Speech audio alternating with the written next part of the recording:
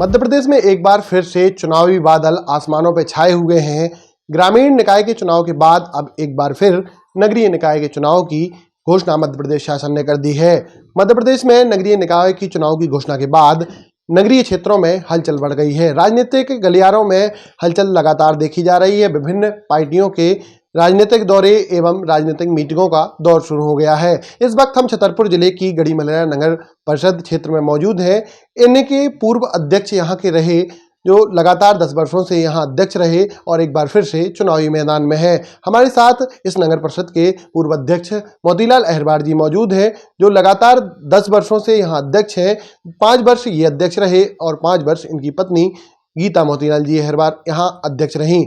इन्होंने क्या विकास कार्य किए हैं और इस बार किन मुद्दों को लेकर जनता के बीच जाएंगे, हम यह इनसे जानने का प्रयास करेंगे। जी मोतीलाल जी, आपने लगातार यहाँ 10 वर्ष अध्यक्ष पद पर रहे और कार्य किए हैं। किस प्रकार के आपने कार्य किए हैं और इस बार किन मुद्दों को लेकर जनता के बीच जा रहे हैं?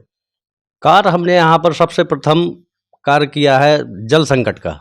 जल संकट का बहुत ही यहाँ पर वो था, भीषण गर्मियों में पानी नहीं मिलता था। उस पे पहले मुद्दा पे हम इसी पे आए थे कि सबसे पहले हम पानी देंगे। तो 5 कूप हमने पूरे नगर में कूप खुदवाए, पानी का स्रोत बनाया, फिर पूरे में पाइपलाइन विस्तार किया और आज भी जनता पानी से संतुष्ट है। और दूसरा हमने सुंदरीकरण गढ़ीमलैया का दिया था, तो तालाब में सुंदरीकरण एक पार्क का निर्माण किया। वहाँ पर ग्रिलिंग और आई लव गढ़ीमलैया का जो नाम से आज लोग जानते हैं, तो सौंदर्यीकरण का काम किया। और बचे हुए जो गरीब बस्तियों में सीसी रोड पड़े थे वो कार्य किए। गढ़ी वार्ड नंबर 2 में मुक्तिधाम के लिए ज़्यादा लोग परेशान थे, तो वहाँ पर मुक्तिधाम का भी हमने कार्य कर दिया है, जिसमें जनता संतुष्ट है। और ये कई समुद्र वो बनाए हैं हमने, हरिजन समाज भवन हो या किसी भी समाज के हैं वो भवन बनाए हुए हैं, धर्मशालाएं। तो इस मुद्दे से हम अपने फिर से ही चुनाव में आने के लिए तैयार हैं। और गढ़ीमलैया में आवास को लेकर भी काफ़ी यहाँ चर्चाएं रहीं, आवास को लेकर भी मीडिया की सुर्खियों में रहा। कितने लगभग आवास पास किए गए थे और कितने जनता के बीच पहुँच पाए हैं, कितना लाभ जनता को सीधा मिल पाया है? जब हमारी परिषद थी तो हमने लगभग 1600 आवास यहाँ पर दे दिए हैं लोगों को, सीधे उनके खाते में पैसे गए और आज 16 पर तैयार भी हो चुके हैं। मोतीलाल जी, देखा जाता है कि गढ़ीमलैया में एक खिलाड़ियों की लंबे समय से मांग थी स्टेडियम निर्माण को लेकर। स्टेडियम निर्माण का कार्य भी शुरू हो गया है। स्टेडियम निर्माण को लेकर किस प्रकार की प्रक्रियाएं रहीं? जो कांग्रेस शासन में जयवर्धन सिंह जी ने स्टेडियम की घोषणा की थी, इसके बाद किस प्रकार की प्रक्रियाएं रहीं और आज तक स्टेडियम निर्माण क्यों नहीं हुआ है? और अगर आप एक बार फिर से आते हैं तो कब तक स्टेडियम का निर्माण होगा? अगर हमको पब्लिक फिर से मौका देती है तो वास्तव में ये 1 साल भी नहीं लगेगा और स्टेडियम का काम वैसे ही चालू है।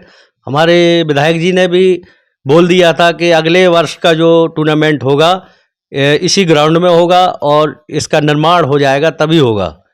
मोतीलाल जी, देखा जाता है गढ़ीमलैया नगर परिषद लगातार जो नेशनल हाईवे से लगी हुई नगर परिषद है, यहाँ पर काफ़ी विकास की संभावनाएं हैं, लेकिन इसके बाद भी लगातार जो विकास के क्रम में नगर पिछड़ता जा रहा है। देखा जाता है कि ये जो नेशनल हाईवे से लगे हुए नगर होते हैं वो काफ़ी विकसित होते हैं, लेकिन गढ़ीमलैया नगर क्यों विकसित नहीं हो पाया इतने दिनों में? क्या कारण मानते हैं आप इसके लिए?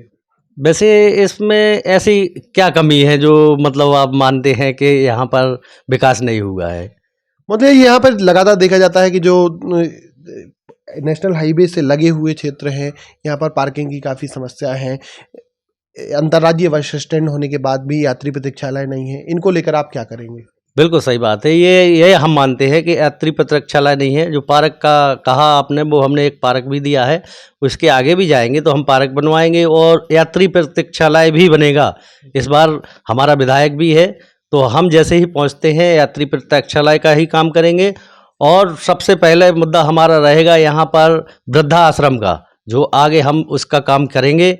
और दूसरा मुद्दा रहेगा हमारे यहाँ पर जो गौ शाला नहीं है, अपने नगर में लोग परेशान होते हैं, किसान लोग, तो गौशाला का भी निर्माण करेंगे। तीसरा मुद्दा हमारा रहेगा, यहाँ पर हमने नल व्यवस्था तो कर दी है, लेकिन यहाँ पर टंकी का कार्य नहीं किया है। जो एक टंकी हमने चालू कर दी है, अभी 3 टंकी का निर्माण और करेंगे, जैसे वार्ड नंबर 14, एक वार्ड नंबर 6 टोरिया मोहल्ला में, और तीसरा हमारा महलों का टंकी का निर्माण रहेगा, जिसमें हम स्वरूप से पानी सभी को पहुँच सके। ये हमारे साथ गीता मोतीलाल जी मौजूद थे, जो लगातार 10 वर्ष से इस नगर परिषद में काबिज हैं और एक बार फिर से कांग्रेस पार्टी से अध्यक्ष पद की दावेदारी कर रहे हैं।